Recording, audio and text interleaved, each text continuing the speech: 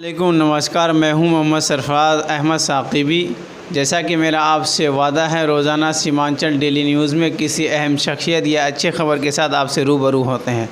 तो आज ऐसे शख्स से हम आपके रूबरू करवाते हैं जिनका पहले हम थोड़ा बैकग्राउंड जानना चाहते हैं। ये जो हमारे सामने बैठे हैं लड्डू भाई, शहाबुज़्ज़मा साहब उर्फ़ लड्डू भाई, ये इनका जो बैकग्राउंड है, हमारे इलाके के माने जाने मशहूर एक यहाँ इस इलाके के गार्जियन जनाब मरहूम रियाज़ुद्दीन साहब, ये उनके पोते हैं और 80 से लेकर 85 के बीच रहने वाले विधायक जनाब मोइनुद्दीन साहब उनके नवासे हैं। और ये मोइनुद्दीन साहब वही है जो कांग्रेस के विधायक हुआ करते थे और इस इलाके के लिए उन्होंने ऐसे ऐसे विकास किए जिनको आज लोग याद कर रहे हैं। और ये रेफरल जो अस्पताल है ये उन्हीं की देन है और इलाके की बहुत सारी चीज़ें हैं। हमने जब इन चीज़ों को जानने की कोशिश की तो मुझे लगा कि सियासत में अगर उनका कोई वारिस है तो उनसे भी ख़ास बात की जाए। जनाब लड्डू साहब, सबसे पहले तो आपका बहुत बहुत शुक्रिया कि आपने मुझे मेरे चैनल के लिए वक्त निकाला। आप लोगों का भी और आपके सारे सब्सक्राइब को मेरे तरफ से प्रणाम, अस्सलाम वालेकुम, आदाब, और आपका इस अमोर के धरती पर स्वागत है। सर, जैसा कि हर पार्टी मैदान पे उतर चुकी है, आगामी विधानसभा बहुत करीब है, इसको लेकर आपकी पार्टी मैदान में उतरी है। और जैसा कि ये दो विधायक जो रहे हैं, चाहे वो पूर्वी हो या पश्चिमी हो, लोगों को ये आवाज़ है कि जब भी जीता है या तो पूर्वी जीता है या तो पश्चिमी जीता है, यहाँ की जनता नहीं जीती है। क्या इस बार आप लोग ये तीसरा विकल्प देकर यहाँ की जनता को जिता रहे हैं? देखिए, अभी चुनावी हलचल में आपके साथ जो बातचीत हो रही है उसके लिए मैं बहुत बहुत धन्यवाद आपका देता हूँ। आपके सब्सक्राइबर को भी बहुत बहुत धन्यवाद देता हूँ। मैं शहाबुज़्ज़मा उर्फ Laddu, son of Mohammad Badiuzzama, ex PP Purnia, मेरा घर यहीं बरबट्टा हुआ और फ़िलहाल अभी मैं घर में अमोर में रहता हूँ। ये पिछले 70 सालों से ये अमोर विधानसभा आज़ादी की कोई भी सांस नहीं ले पाया। उसकी वजह है कि यहाँ पे जहाँ जातिवाद हावी रहा तो बाढ़, सुखाड़, बेरोज़गारी और लोगों के जो है सरकार की गलत नीतियाँ हावी रहीं, जिसके वजह से यहाँ के लोग गुलामी से भी बदतर जीवन बिताने पर मजबूर हैं। ये आपने सही कहा कि यहाँ पे हमेशा से पूर्वी और पश्चिमी बेल्ट का झगड़ा रहा है और आज भी है। और इसी समस्याओं को दूर करने के लिए पिछले 20 सालों से मैं प्रयासरत हूँ। 2001 में मैं राजनीति में कदम रखा और मैंने अपनी राजनीति की शुरुआत जलील मस्तान के साथ की। उनके साथ मैंने 10 से 15 साल रहा। 2010 में हमने उनका साथ छोड़ दिया और हम घर बैठ गए। किसी भी पॉलिटिकल साथी के साथ मैंने नहीं रखा और जिसके वजह से जलील मस्तान हार गए थे। और 2015 में पुनः मैंने यहाँ से अमोर विधानसभा से नामांकन दिया राष्ट्रवादी कांग्रेस पार्टी से, जिसमें मुझे महागठबंधन में भी जगह मिलने की मुझे आशंका थी तारिक अनवर के माध्यम से। लेकिन महागठबंधन में नहीं होने के चलते मैं इंडिपेंडेंट एनसीपी के इससे खड़ा हुआ।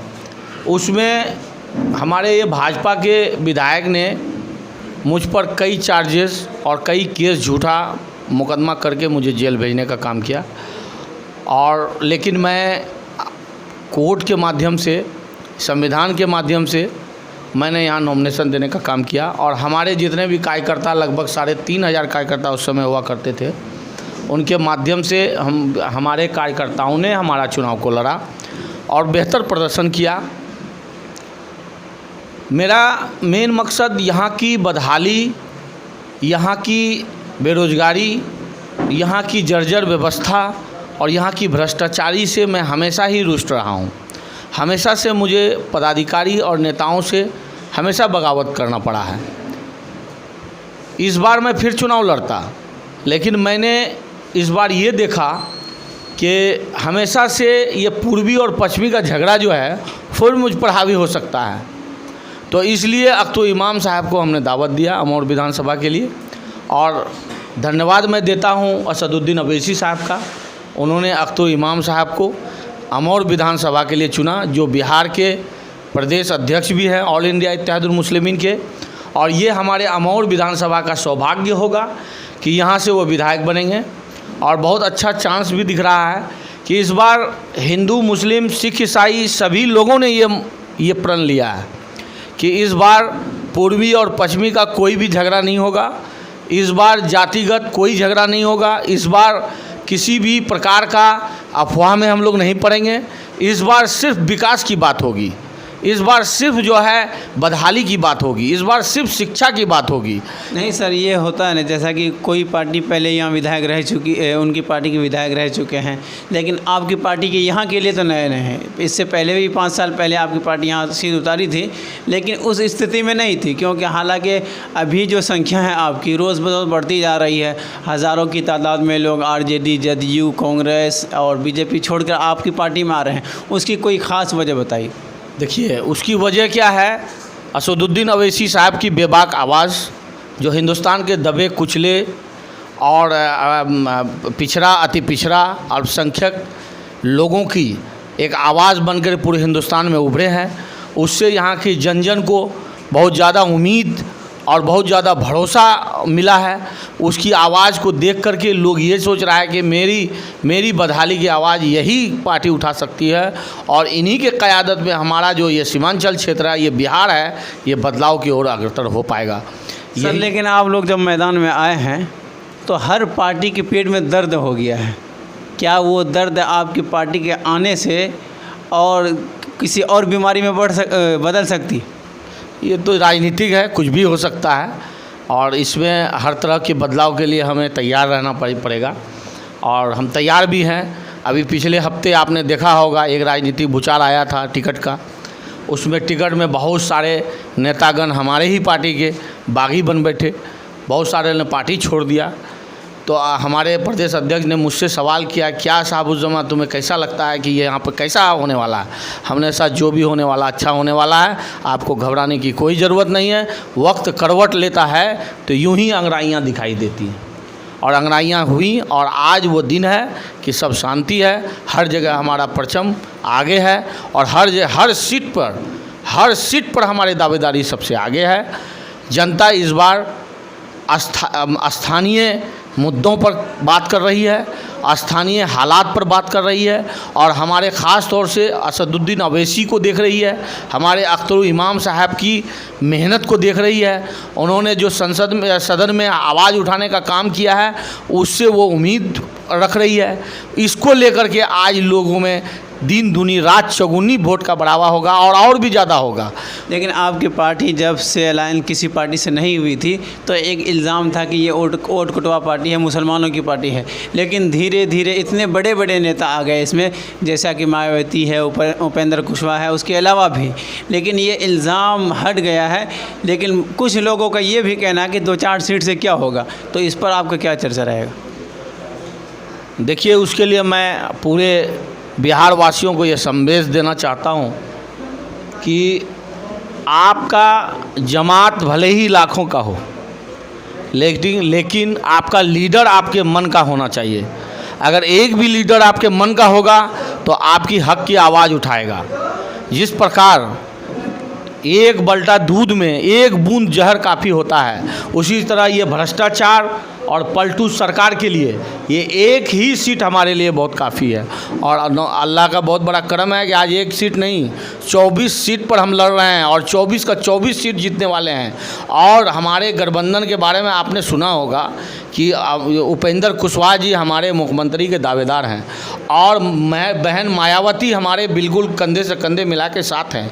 और हर जगह चुनावी सभा हमारी तीनों बिल्कुल प्योर गठबंधन के रूप में, जहाँ भी आपने देखा होगा अब तक गठबंधन अलग अलग लोग उसमें सभाएं करते हैं, लेकिन हमारी सभाओं में हमेशा से एक होकर के और नेक होकर के हमारी सभाएं होती हैं। और नेक इरादे से हम लोगों का गठबंधन है, और बिहार की जनता इसको चुनेगी, और आप देख लीजिएगा तख्ता पलट होगा, और यहाँ पर एक मजबूत और यहाँ पर जो है अल्पसंख्यकों के हित के लिए, बदहाली को दूर करने के लिए और शिक्षा को वरीय रखने वाली पार्टी का आगाज़ होगा।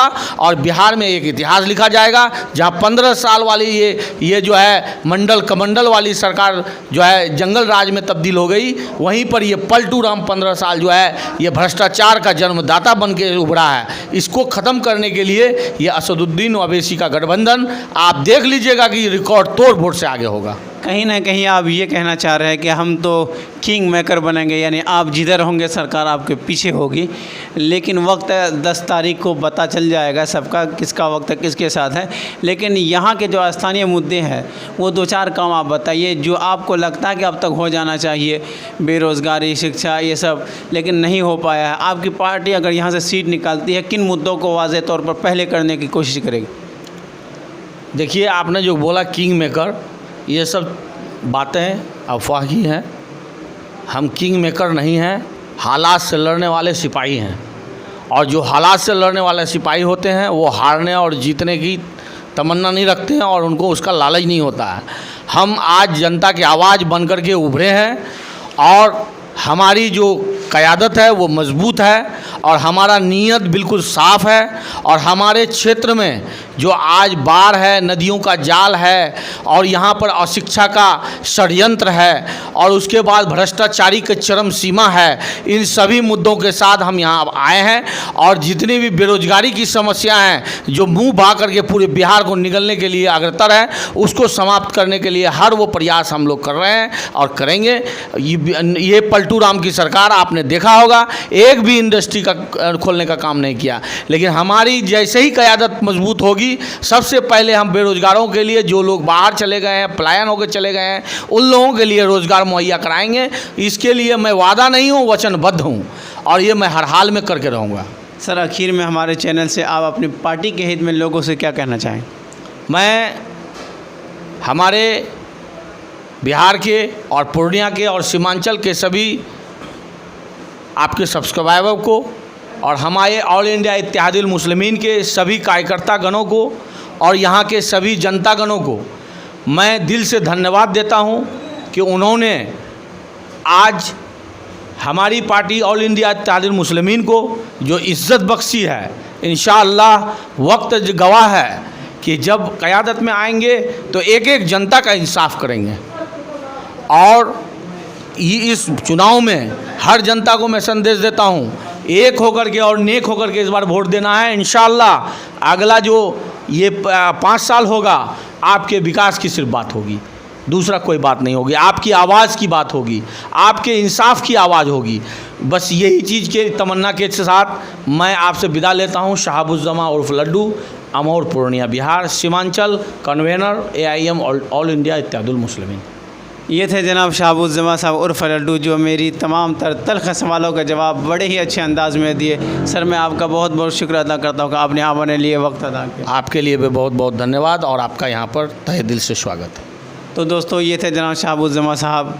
तो अब इजाज़त दीजिए, मैं मोहम्मद सरफराज अहमद साक़िबी इंशाअल्लाह फिर आपसे कल रूबरू होते हैं किसी अहम शख्सियत या और अहम खबर के साथ। आज तक के लिए यहीं तक, अस्सलामु अलैकुम।